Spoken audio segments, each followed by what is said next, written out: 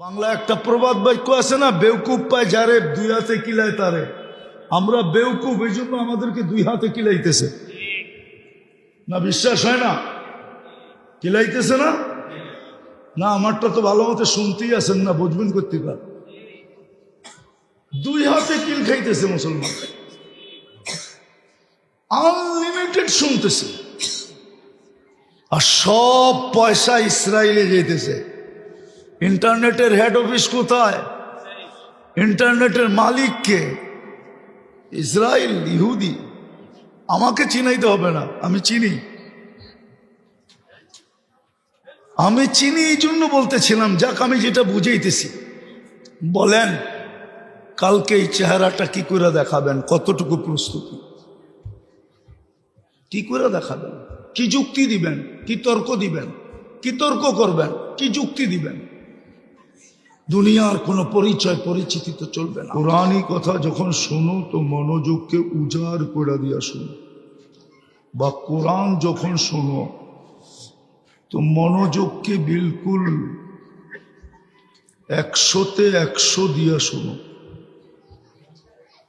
দ্বিতীয় একটা হুকুম হলো আনসিতু, যত দূরের থেকেই শুনি না কেন চুপচাপ শোনো। দুটেই কিন্তু আল্লাহর হুকুম। তাইলেই কিন্তু আমরা পুরস্কার নিয়ে উঠতে পারবো। পুরস্কার দিবে কে? স্বয়ং আল্লাহ দিবে। আল্লাহ প্রথম পুরস্কার হলো ইরজিউ মগফুরান লাক, যাও তোমাদের গুনাহ মাফ।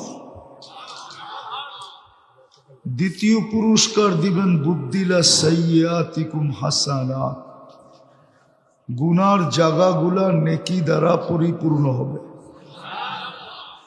তৃতীয় আরো একটা বড় পুরস্কার দিবে, ইয়াযকুরুল্লাহ ফী মান ইনদা, আল্লাহ ফেরেশতাদের সামনে আমাদের নাম নিয়ে আলোচনা করবে। আর আল্লাহর একটা সিস্টেম, পদ্ধতি, নিয়ম,